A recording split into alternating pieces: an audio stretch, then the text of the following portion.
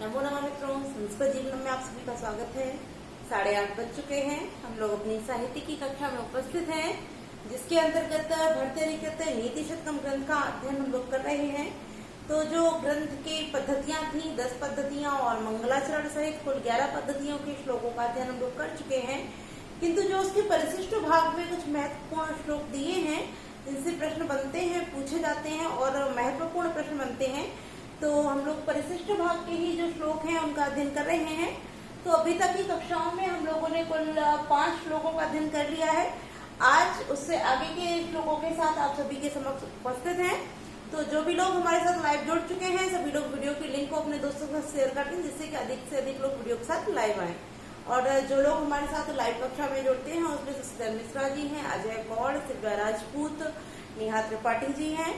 तो सभी लोग कृपया प्रतिदिन लाइव आया कीजिए और अधिक से अधिक संख्या में लाइव आया कीजिए, क्योंकि जितने अधिक से अधिक लोग लाइव होते हैं, मुझे उतना ही अच्छा लगता है पढ़ाने में और अच्छे से पढ़ाने में। तो आप लोग अधिक से अधिक संख्या में लाइव आया कीजिए। और आप सभी को यदि वीडियो अच्छी लगती है तो वीडियो को लाइक अवश्य किया कीजिए। साथ ही साथ आपके जो भी सुझाव हुआ करें, हमको कमेंट करके अवश्य बताया कीजिए। सुझाव हो चाहे आपके कोई भी प्रश्न हो, उनको कमेंट करके अवश्य बताया कीजिए। तो आइए, अधिक समय बर्बाद नहीं करते, हमारा जो 6वां श्लोक है परिशिष्ट भाग का, उसकी ओर बढ़ते हैं। पहले इसका वाचन करते हैं, फिर इसके अर्थ को जानते हैं। तो आप सभी पहले मेरे साथ दोहरा लीजिए।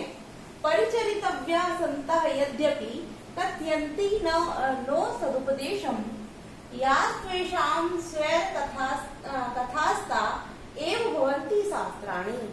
अब इस श्लोक के माध्यम से भर्तृहरि जी कह रहे हैं कि जो संत लोग होते हैं, यदि वह हम लोगों से कुछ सदुपदेश नहीं कहते हैं, अर्थात कोई भी उपदेश हम लोगों को नहीं कहते, किंतु फिर भी उनकी पूजा की जानी चाहिए, उनकी सेवा की जानी चाहिए। तो आगे यह भी बताते हैं कि सेवा करनी चाहिए, क्योंकि उनके द्वारा जो भी बातें कही जाती हैं या वह स्वच्छंद रूप से अपने जो भी वचन कहते हैं, वह स्वतः ही शास्त्र बन जाते हैं। क्योंकि जो सज्जन व्यक्ति होते हैं, वह कभी भी किसी भी व्यक्ति को गलत शिक्षा नहीं देते हैं, और वह जब भी उपदेश करते हैं या जो भी किसी मनुष्य से कहते हैं, वह ऐसी वाणी को बोलते हैं जो मनुष्य के जीवन का आधार बनती है और उसको उन्नति की ओर अग्रसर करती है। तो आइए अर्थ को देखते हैं। परिचरितव्या, परिचरितव्या अर्थ का होता है परिचरितव्या अर्थात सेवा करनी चाहिए। संतः माने सज्जनों की, यद्यपि माने यदि, कथयन्ति माने कहते हैं, न माने नहीं, सदुपदेशम सद उपदेश को। देखते हैं इसका जो अर्थ बनेगा यहाँ से।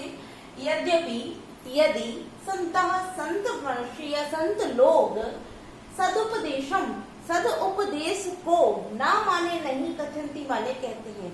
यदि सज्जन व्यक्ति हम लोगों से अपने सदुपदेश को भी नहीं कहते हैं, फिर भी उनकी परिचरितव्या सेवा करनी चाहिए। यदि जो सज्जन व्यक्ति हैं हम लोगों से अपने उपदेशों को नहीं कहते हैं, सदुपदेश को नहीं कहते हैं, जैसे आपने देखा होगा जो सज्जन व्यक्ति होते हैं वे 2-4 लोगों को बिठा लेते हैं और उनसे नीतिपूर्ण बातों को कहते हैं। किंतु यदि वह नीतिपूर्ण बातों को नहीं भी कहते हैं, ऐसा नहीं कि जब वो हमसे सदुपदेश देंगे, हमको अच्छे मार्ग बताएंगे, तभी हम उनकी सेवा करेंगे, तो ऐसा नहीं होना चाहिए। जो सज्जन मनुष्य होते हैं, जो अच्छे मार्ग का अनुसरण करना हम लोगों को सिखाते हैं, बताते हैं कि अच्छा मार्ग कौन सा है, इस मार्ग पर आप चलिए, आपकी उन्नति होगी।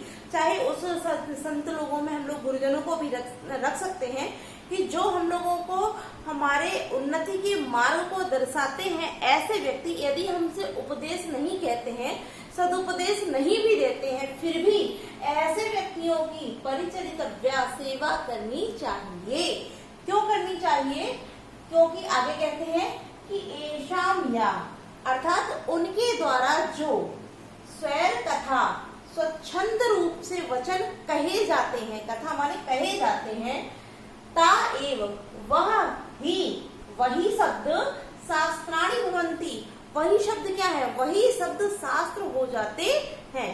कि यदि वह स्वच्छंद रूप से भी किसी से कुछ कह देते हैं, तो ऐसे उनके स्वच्छंद रूप से कहे हुए वचन भी शास्त्र बन जाते हैं। क्योंकि हम लोग जैसे कि आज नीति शतकम ग्रंथ का अध्ययन कर रहे हैं, तो ऐसा तो नहीं है इन्होंने किसी को उपदेश देते हुए ही भर्तृहरि जी ने इन बातों को कहा हो, किंतु उनके जितने भी कथन थे, उन्होंने जितनी भी बातों को लिखा वह सभी व्यक्ति की मार्ग में अर्थात व्यक्ति के जीवन में उस व्यक्ति को सदमार्ग की ओर ले जाते हैं, उस मनुष्य को उन्नति का मार्ग दर्शाते हैं, गलत और सही चीजों में निर्णय करना सिखाते हैं। इस कारण ही आज हम इस नीति शतकम ग्रंथ का अध्ययन कर रहे हैं। तो ऐसा तो नहीं है ना कि उन्होंने सोच विचार करके ही यह चीज कही हो कि मैं जो कहूंगा वो शास्त्र बन जाएगा।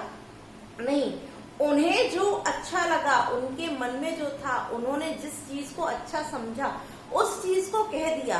किंतु जब उन बातों से, उन वचनों से लोगों को प्रेरणा प्राप्त हुई, उनसे उन्नति का मार्ग मिला, तब जाके यह जो उनके ग्रंथ हैं क्या बन गए, शास्त्र बन गए। और आज हम सभी लोग ऐसे ही शास्त्रों का अध्ययन करते हैं। तो इसीलिए भर्तृहरि जी कहते हैं कि संत यदि संत लोग हम सभी से सदुपदेश को नहीं भी कहते हैं, फिर भी उनकी परिचर्तव्य माने सेवा करनी चाहिए, क्योंकि एशाम या उनके द्वारा स्वैर कथा स्वच्छंद रूप से कहे हुए वचन भी, कथा माने वचन भी, ता एव वही शास्त्राणि भवन्ति, वही शास्त्र हो जाते हैं।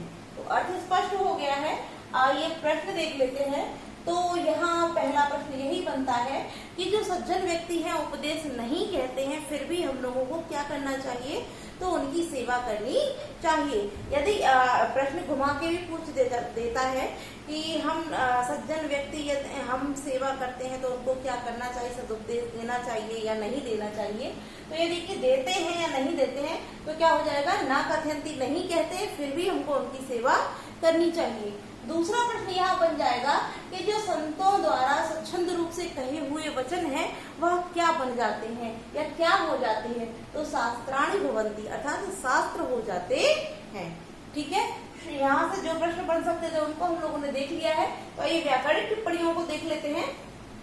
तो यहाँ सबसे पहले लिखा हुआ हमारा परिचरितव्य।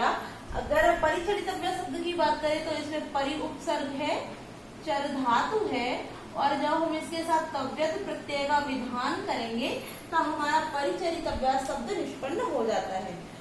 यद्यपि शब्द में यदाधन अपि, यद्यपि तो हमारी यड़ संधि हो जाएगी। कथंती आप देख ही रहे, लट लकार प्रथम पुरुष बहुवचन की क्रिया है। सदुपदेशम, सत धन उपदेशम, सदुपदेशम, ताको दा आदेशित हो जाएगा, हमारी जो जसद संधि हो जाएगी। अब उपदेशम शब्द जो हमारा है इसकी निष्पत्ति को भी देख लेते हैं। उपदेशम शब्द में उपसर्ग है और उसके बाद दिश धातु है, दिश धातु, और दिश धातु के साथ जब हम भय प्रत्यय का विधान करते हैं तब उपदेश शब्द बनता है। और यदि हम इस शब्द में सदुपदेश में समास की बात करें तो उपदेश कैसा है, सद है, अर्थात उपदेश की विशेषता बताई जाने के कारण या विशेषण विशेष होने के कारण कर्मधारय समास हमारा हो जाता है।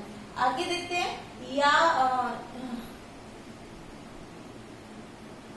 धन तू धन एशाम, या धन तू धन एशाम, तो हमारी यहाँ यड़ संधि हो जाएगी, या अस्ति, या धन अस्ति धन एशाम हो जाएगा, या धन अस्ति अस्तु, सॉरी, या धन अस्तु धन एशाम, यह धन अस्तु धन एशाम, तो यह अस्तु में दीर्घ स्वर संधि हो जाएगी, अस्तु धन एशाम में यड़ संधि हो जाती है।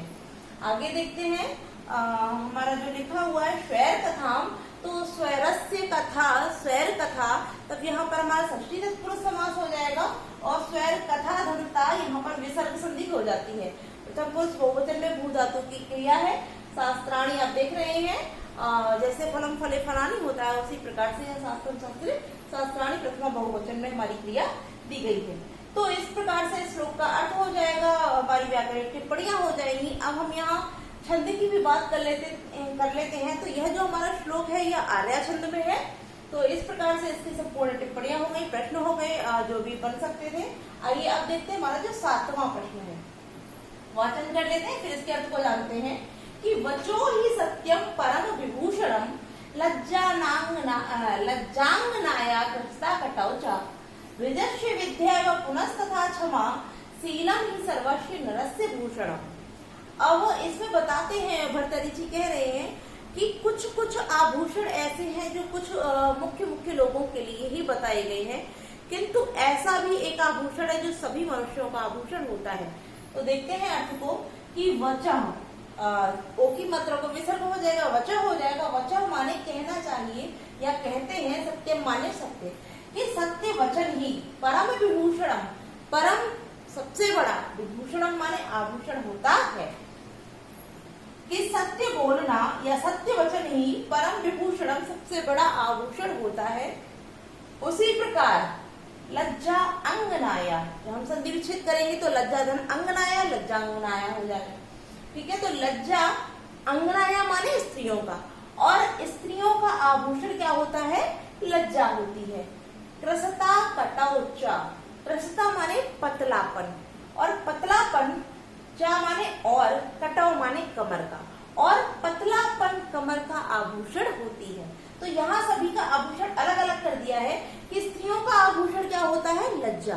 लज्जा स्त्रियों का आभूषण है, और कमर का आभूषण क्या होता है? पतलापन, अर्थात कृसता कमर का आभूषण होती है। आगे कहते हैं कि द्विजस्य विद्यैव पुनस्तथा क्षमा, और द्विज माने होता है ब्राह्मण, कि ब्राह्मणों का आभूषण विद्यैव, विद्या धन एव विद्यैव, विद्या ही है, और ब्राह्मणों का आभूषण विद्या, पुनः एक और बताया है कि क्षमा, और जो ब्राह्मण होते हैं उनका आभूषण विद्या और क्षमा होता है। अर्थात विद्या विद्याध्ययन, अध्यापन अध्ययन और अध्यापन करना, तथा साथ ही साथ क्षमा को भी धारण करना, यह ब्राह्मणों का आभूषण होती है। तो अब क्या बताया है कि सत्य बोलना या सत्य वचन सबसे बड़ा आभूषण है, किंतु स्त्रियों का आभूषण लज्जा होती है, और कमर का आभूषण पतलापन होता है। उसी प्रकार से ब्राह्मणों का आभूषण विद्या और क्षमा होती है। तथा शीलम ही सर्वस्य नरस्य भूषणम, शीलम सील अर्थात सदाचार ही, सर्वस्य सभी, नरस्य नरों का अर्थात मनुष्य का, भूषणम आभूषण होती है। कि जो सील होता है, सदाचार होता है, वह सभी मनुष्यों का आभूषण होता है। ऐसा नहीं है कि सील किसी मनुष्य के लिए, जैसे कि यहाँ लज्जा स्त्रियों के लिए ही बताया है, पतलापन कमर के लिए ही बताया है, और ब्राह्मणों का आभूषण भी विद्या और क्षमा बताया है। तो ऐसा तो नहीं है कि सील कुछ ही मनुष्यों के लिए हो, नहीं। इसीलिए कहा है भर्तृहरि जी ने कि सर्वस्य नरस्य, सभी मनुष्यों का आभूषण क्या होता है? शीलम, सदाचार जो है वो सभी मनुष्यों का आभूषण होता है। ठीक है, क्लियर हो गया होगा। आइए अब प्रश्न देखते हैं। तो सबसे पहला प्रश्न हमारा पहली पंक्ति से बन जाता है कि सबसे बड़ा आभूषण कौन सा है? तो सत्यम वचः, सत्य वचन ही सबसे बड़ा आभूषण होता है। आगे स्त्रियों का आभूषण क्या होता है? तो लज्जा, या लज्जा किसका आभूषण होता है? तो स्त्रियों का। कृसता किसका आभूषण है? तो कटौ, और कट अर्थात कमर का आभूषण क्या होता है? तो कृसता। ठीक है, प्रश्न को उल्टा सीधा करके भी पूछ सकते हैं, तो आप दोनों ही प्रकार से जानते रहिए। आगे प्रश्न कि ब्राह्मणों को आभूषण कौन कौन से होते हैं? तो हो सकता है विद्या, क्षमा, इसके साथ साथ और भी कई आपको वहाँ ऑप्शन मिल जाए। तो आप या तो अगर विद्या और क्षमा दोनों दिए होंगे तो उपरोक्त सभी होगा, या फिर इनमें से हो सकता है एक दिया हो, एक न दिया हो। तो आप लोग ध्यान रखेंगे कि विद्या और क्षमा ब्राह्मणों का आभूषण होता है। और लास्ट जो अंतिम प्रश्न हमारा बन सकता है वह है कि सील किसका आभूषण होता है? तो सर्वस्य नरस्य भूषणम शीलम, अर्थात सभी मनुष्यों का जो आभूषण है वह शील होता है। ठीक है, इस प्रकार से हमारे यहाँ प्रश्न बन जाते हैं। आइए अब इसकी व्याकरणिक टिप्पणियां देख लेते हैं। तो वैसे तो अन्य कोई नहीं है, द्विजस्य में आप वचो सत्यम परम विभूषणम, यहाँ पहला शब्द जो है विभूषणम, इसका पहले हम चर्चा कर चुके हैं किंतु फिर भी कर लेते हैं। यहाँ वी उपसर्ग है, भूष धातु है, और इसके साथ जब हम ल्युट प्रत्यय का विधान करेंगे तो हमारा विभूषणम शब्द निष्पन्न हो जाता है। लज्जांगनाया, लज्जा धन अंगनाया, लज्जांगनाया, अकर सवर्ण दीर्घ से यहाँ दीर्घ स्वर संधि हमारी हो जाएगी। और अब हम लज्जा शब्द की निष्पत्ति की बात करें तो इसमें लज धातु है, और लज धातु के साथ अंग धन टाप प्रत्यय के विधान से यहाँ लज्जा शब्द हमारा निष्पन्न हो जाता है। ठीक है, आगे देखते हैं। फिर क्रसता, आगे जो शब्द हमारा क्रसता है इसको भी देख लेते हैं। तो इसमें क्रस धातु है। क्रस धातु के साथ में जो हम कित और कित के साथ तल, तल के साथ जब हम टाप प्रत्यय का विधान करते हैं, टाप प्रत्यय का विधान करते हैं तब हमारा क्रसता शब्द निष्पन्न हो जाता है। और आगे ज्येष्ठ में आप देख ही रहे हैं, षष्ठी विभक्ति है, विद्याधन एवं विद्याएव। यहाँ वृद्धि रीति सूत्र से वृद्धि संधि हुई है, पुनः तथा पुनः धन तथा पुनः तथा विसर्ग संधि हो जाती है। सर्वस्व नरस्य यहाँ पर भी षष्ठी विभक्ति ही है हमारी। और भूषणम की जैसे आप निष्पत्ति देख ही रहे, उपसर्ग हटा देंगे तो भूषणम शब्द निष्पन्न हो जाएगा। ठीक है, अब यहाँ जो नर है इसका सर्वस्व जो है वो विशेषण हो जाएगा, विशेषण विशेष हो जाएगा। तो इस प्रकार से इसकी व्याकरणिक टिप्पणियां हो जाती हैं। अब हम यहाँ छंद की बात कर लेते हैं। तो इस श्लोक में हमारा जो छंद है वह उपजाति छंद है। और जैसा कि हम लोगों ने चर्चा कर ली है, इसका संपूर्ण अर्थ को जान लिया है। तो आइए अब बढ़ते हैं हम हमारे अगले श्लोक 8वें श्लोक की ओर। तो पहले वाचन करते हैं फिर अर्थ को जानते हैं। तो आप सभी मेरे साथ दोहरा लीजिए। अग्राह्यं हृदयं यथेव वदनं यद्दर्पणान्तर्गतं भावः पर्वत सूक्ष्म मार्ग विषमः स्त्रीणां न विज्ञायते चित्तं पुष्करपत्रतोयतरणं विद्वद्विरा संसितं नारीणामविशाङ्कुरैरिव लता दोषैः समं वर्धितः, दोषैः समं वर्धितः। तो यह जो श्लोक है 8वां, जो हमारे कुछ फीमेल छात्र भी, महिला छात्र भी हमारे साथ, महिला मित्र भी जुड़ते हैं, तो आप लोग अन्यथा मत ले जाइए। और मैं भी महिला हूँ, तो जो लिखा है भर्तृहरि जी ने उसके अर्थ को जानते हैं, किंतु हम लोग अन्यथा नहीं लेंगे, क्योंकि जो बात सत्य है वो सत्य है। और ऐसा भी कह सकते हैं कि सभी व्यक्ति एक जैसे नहीं होते हैं। तो इस प्रकार से दोनों ही बातों को हम सत्य मानते हैं, क्योंकि प्रत्येक, जैसे हम कहते नहीं कि 5 उंगलियां एक बराबर नहीं होती हैं, इसी प्रकार से कोई भी व्यक्ति एक जैसा नहीं होता है। किंतु कुछ तथ्य भी ऐसे होते हैं जिनको कभी झुटलाया नहीं जा सकता है। जो बातें होती हैं वह सत्य ही होती है। जैसे कहा जाता है कि स्त्रियों पर कभी भी आंख बंद करके भरोसा नहीं करना चाहिए, विश्वास पात्र नहीं होती है। किंतु यदि हम संपूर्ण इसको सत्य मानते हैं तो यह भी अनुचित है कि ऐसा नहीं होता है कि सभी स्त्रियां विश्वास पात्र नहीं होती हैं। तो ऐसा भी नहीं है। तो यह अपवाद तो हर जगह ही प्रस्तुत होते हैं, और कुछ बातें सत्य भी होती हैं, असत्य भी होती हैं। किंतु जो चीज है हमारे ग्रंथों में दी गई है उनको भी हम नकार नहीं सकते हैं, क्योंकि जो विद्वानों ने लिखा है उसमें कहीं ना कहीं कुछ ना कुछ सत्यता तो होती ही है।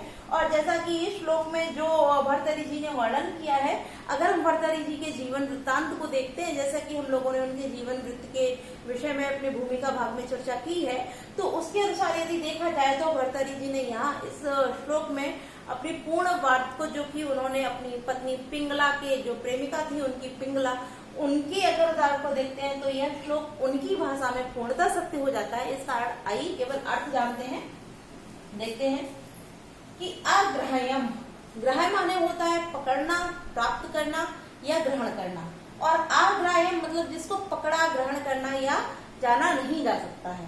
कि अग्राह्यम जिसको पकड़ नहीं सकते हैं, हृदय माने हृदय, यथा धन एव यथैव, कि उसी प्रकार वदनम माने मुख, यद माने जो, दर्पण अंतर्गतम, दर्पणांतर्गतम अर्थात दर्पण से अंतर्गतम, दर्पण के अंदर वाला। तो अब यहाँ से अर्थ देखते हैं कि दर्पण के अंदर के, अर्थात दर्पण के अंदर जो है, वदनम माने मुख को, अग्राह्यम पकड़ा नहीं जा सकता है। कि जैसे हम कोई दर्पण देखते हैं और दर्पण में जो हमारे मुख का प्रतिबिंब होता है, क्या आप उसको पकड़ना चाहें तो पकड़ सकते हैं? नहीं पकड़ सकते हैं। तो वही कहा जा रहा है कि दर्पण के अंदर जो मुख होता है, वदनम माने मुख है, वह कैसा होता है? अग्राह्यम, इसको पकड़ा नहीं जा सकता, ग्रहण नहीं किया जा सकता है। यथैव माने उसी प्रकार से, स्त्रीलाम स्त्रियों का, यत् माने जो, हृदय माने हृदय है, वह भी कैसा है, अग्राह्यम, उसको भी पकड़ा नहीं जा सकता, अर्थात ग्रहण नहीं किया जा सकता है। देखिए कितना अच्छा दृष्टांत देते हुए भर्तृहरि जी बताते हैं कि दर्पण के अंदर वाले मुख को पकड़ा नहीं जा सकता है, ग्रहण नहीं किया जा सकता है, उसी प्रकार स्त्रियों का जो हृदय है उसको भी अग्राह्य, ग्रहण नहीं किया जा सकता है। आगे कहते हैं कि पर्वत सूक्ष्म मार्ग विषमः, जैसे आप पर्वतों की बात करते हैं, एक पर्वत है और उसमें जो पतली पतली पगडंडियां हैं उनको सूक्ष्म माने पतला और मार्ग माने रास्ता, कि जो सूक्ष्म मार्ग होते हैं उसको जानना, विज्ञायते माने जानना, विषमः कठिन होता है। यदि किसी पर्वत पे चौड़ा रास्ता होता है तो उसको तो आप देख करके जान सकते हैं, किंतु जैसे कि आप जानते हैं पर्वत होता ही कैसा, ऊबड़ खावड़, कहीं बड़े बड़े पत्थर होते हैं तो कहीं घास फूस का मैदान होता है, कहीं पेड़ पौधे लगे होते हैं, तो उसमें से जो सूक्ष्म मार्ग होते हैं, पतली पतली डंडियां होती, पगडंडियां मार्ग होते हैं, उनको जानना कैसा होता है, अत्यंत कठिन होता है। ठीक है, तो यहाँ कह रहे हैं कि पर्वत के सूक्ष्म मार्ग को जानना जिस प्रकार कठिन होता है, उसी प्रकार यथा माने उसी प्रकार से स्त्रियों के हाव भाव को न विज्ञायते, जाना नहीं जा सकता है, कि जिस प्रकार से पर्वतों के सूक्ष्म मार्ग को जानना कठिन होता है, उसी प्रकार से स्त्रियों के हाव भाव को जानना कठिन होता है या जाना नहीं जा सकता है। आगे कहते हैं कि चित्तम, चित्त को, किसके, स्त्रियों के चित्त को पुष्कर पत्र तोय तरलम, पुष्कर माने होता है कमल, पत्र कमल के पत्ते पर, तोय माने जल, तरल माने चंचल, कि जिस प्रकार से कमल के पत्ते पर पड़ा हुआ जल चंचल होता है, जैसे कि आप देखते हैं हवा आने से पत्ता हिलता है तो उसी के साथ जो उस पत्ते पर पड़ी हुई जल की बूंदें होती हैं वो इधर उधर उसके साथ हिलती रहती हैं, एक समान नहीं होती हैं। तो चंचल होने का मतलब जो एक समान ना हो, जिसके मन में कोई थाह ना हो, जो हिलता डुलता रहे, उछल कूद करता रहे, ऐसा। तो जो कमल के पत्ते पर पड़े हुए जल के समान चंचल क्या होता है, चित्तम माने चित्त, स्त्रियों का जो चित्त होता है वह कमल के पत्ते पर पड़ी हुई जल की बूंद के समान तरलम माने चंचल होता है, ऐसा विद्वदी आशंसितम, विद्वदी माने विद्वानों ने, आशंसितम माने ऐसा कहा है। अब भर्तृहरि जी यहाँ कह रहे हैं कि ऐसा विद्वानों ने कहा है, मैं नहीं कह रहा हूँ, ऐसा विद्वानों ने कहा है कि जो स्त्रियों का चित्त होता है वह कमल के पत्ते पर पड़ी हुई पानी के समान चंचल होता है। ठीक है, पुनः देख लेते हैं कि दर्पण के अंदर के मुख को अग्राह्यम, जिस प्रकार ग्रहण नहीं किया जा सकता है, उसी प्रकार यथा माने उसी प्रकार से स्त्रियों का जो हृदय है वह भी अग्राह्य होता है, उसको भी जाना पकड़ा नहीं जा सकता है। और पर्वत के सूक्ष्म मार्ग को जानना, विज्ञायते माने जानना, जितना कठिन, विषम माने कठिन होता है, उसी प्रकार से स्त्रियों के हाव भाव को नहीं जाना जा सकता है, यानी कि जाना नहीं जा सकता है। आगे कहते हैं कि स्त्रियों का चित्त नहीं है, चित्त है, चित्त कमल के पत्ते की जल के समान चंचल होता है, ऐसा विद्वदी आशंसितम, ऐसा विद्वानों ने कहा है। आगे कहते हैं कि नारी नाम, अर्थात नारी जो है, विषाम पुरैरिव लता, विष के लता के समान, एवं माने समान, दोषई समम वर्धिता, दोषई माने दुर्गुणों के, समम माने साथ, वर्धिता माने बढ़ती है।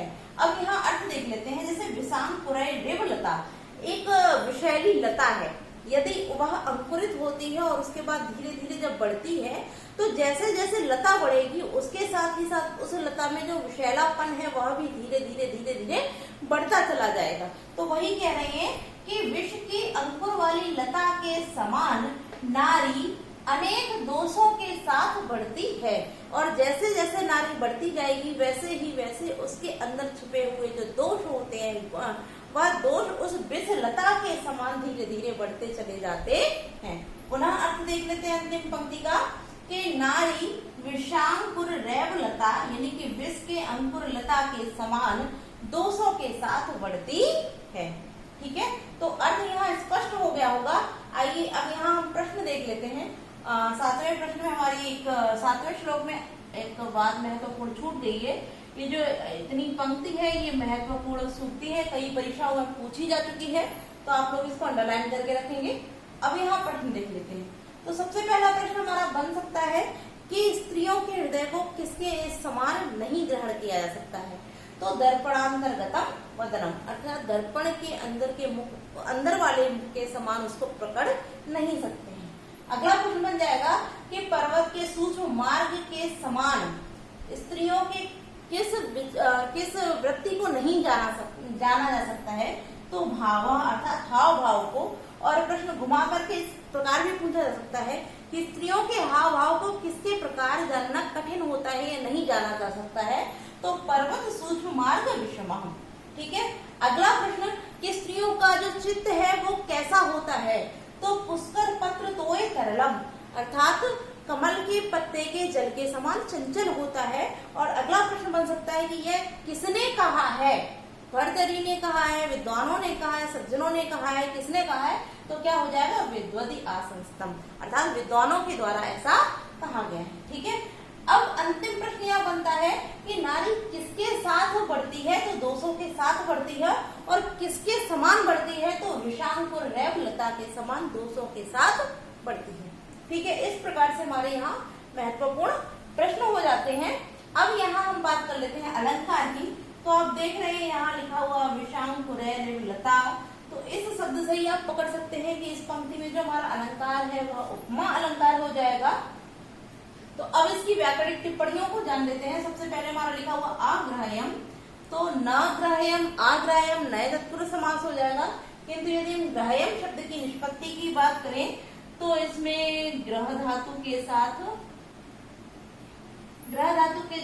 हम जब ऋणायत प्रत्यय का विधान करते हैं तो ग्राह्यम शब्द हमारा निष्पन्न हो जाता है। यथैव में यथाधन एवं यथैव हो जाएगा। तो यहाँ भी वृद्धि रेखी सूत्र से वृद्धि संधि हो गई है। यद धन दर्पणांतर्गतम, दर्पण धन अंतर्गतम अतः सवर्ण दीर्घ से दीर्घ स्वर संधि। आगे त्रिनाम में आप देख ही रहे षष्ठी व्यक्ति विज्ञान पुष्कर पत्र तोय तरलम, दर्पणांतर्गतम। हाँ सॉरी, यहाँ हम लोगों ने जो हमारा समास है छूट गया। दर्पणांतर्गत, दर्पणस्य अंतर्गतम दर्पणांतर्गतम, तब यहाँ हमारा षष्ठी तत्पुरुष समास हो जाएगा। आगे जो सूक्ष्म मार्ग है, सूक्ष्म मार्ग, तो मार्ग की विशेषता बताया, अर्थात विशेषण विशेष होने के कारण सूक्ष्म मार्ग में हमारा कर्मधारय समास हो जाता है। ठीक है, और यदि पूरा ले लेंगे कि पर्वत सूक्ष्म मार्ग, तो पर्वत का सूक्ष्म मार्ग तब हमारा षष्ठी तत्पुरुष समास हो जाएगा। ठीक है, आगे देखते हैं यहाँ पुष्कर पत्र, तो पुष्करस्य पत्र, पुष्कर पत्र षष्ठी तत्पुरुष समास हो जाएगा। और अगला जो है आसंसितम, तो इसमें देख लेते हैं यहाँ आ उपसर्ग है, सस धातु है और यहाँ कित प्रत्यय का विधान है। तो अर्थात आसंसितम में जो हमारा प्रत्यय है वो क्या है, कित प्रत्यय है। ठीक है, अब यहाँ हमारा विषांकुर रिवलता विसर्ग संधि हो जाएगी। जो रा है इसका विसर्ग हो जाएगा, विसर्ग संधि हो जाएगी। दोषी में आप देख रहे हैं तृतीय बहुवचन है, क्योंकि यहाँ समम शब्द आया है। तो संयुक्त अप्रधाने जो होता है अर्थात साथ सह समम शब्दों के अर्थ में तृतीया होती है। तो संयुक्त अप्रधाने सूत्र से यहाँ दोषी में तृतीय विभक्ति हो जाती है। ठीक है, तो इस प्रकार से हमारा जो 8वां श्लोक है इसका अर्थ महत्वपूर्ण प्रश्न व्याकरणिक टिप्पणियां हो गई हैं और हम लोगों ने अलंकार भी जान लिया है। तो अब यहाँ हम छंद की भी बात कर लेते हैं। तो हमारा जो 8वां श्लोक है इसमें शार्दूल विक्रीडित छंद दिया गया है। तो आज के लिए हम इतना ही रहने देते हैं और कल की कक्षा में हमारा जो 9वां श्लोक है इसका अध्ययन कर लेंगे। साथ ही साथ इसके साथ के जो आगे के श्लोक हैं उन सभी श्लोकों के साथ कल की कक्षा में उपस्थित होंगे। आज के लिए इतना ही रखते हैं और जो भी हमारे साथ हमारे कुछ छात्र जुड़ते हैं जो कहते हैं मैम सुपर टेट की कक्षा चलाइए, तो मैं आप सभी को बता दूं कि जैसे कि हम लोगों ने अभी पाठ्यक्रम में अध्ययन कर लिया था, जो अपठित गद्यांश पद्यांश होता है उसमें आपके पद्यांश के अंतर्गत ये सब आ जाएगा, इसलिए आप लोग इसको भी पढ़ते रहिए। और जैसे ही इस नीति शतकम ग्रंथ का पूर्ण समाप्ति हो जाएगी, क्योंकि परिशिष्ट के बाद इसकी कुछ जो महत्वपूर्ण सूक्तियां हैं उसको भी एक दो वीडियो में लेके आएंगे। उसके पश्चात हम लोग जो सुपर टेट का पाठ्यक्रम है नियमित रूप से उसी को चलाएंगे। साथ ही साथ अगर हमारे साथ टीजीटी पीजीटी के छात्र भी ऐसे जुड़ते रहेंगे तो हम लोग एक कक्षा टीजीटी की और एक सुपर टेट की दोनों ही चलाते रहेंगे। तो आप लोग कमेंट करके अवश्य बताइए कि आप लोगों को केवल सुपर टेट ही पढ़ना है या फिर टीजीटी भी आपके साथ चलने चाहिए। तो आप लोग कमेंट करके अवश्य बताते रहिए। तो आज के लिए इतना ही। वीडियो कैसी लगी आप लोग कमेंट करके अवश्य बताइए और वीडियो को लाइक अवश्य किया कीजिए। साथ ही साथ अपने सभी दोस्तों को हमारे चैनल के साथ अवश्य जोड़िए। नमो नमः।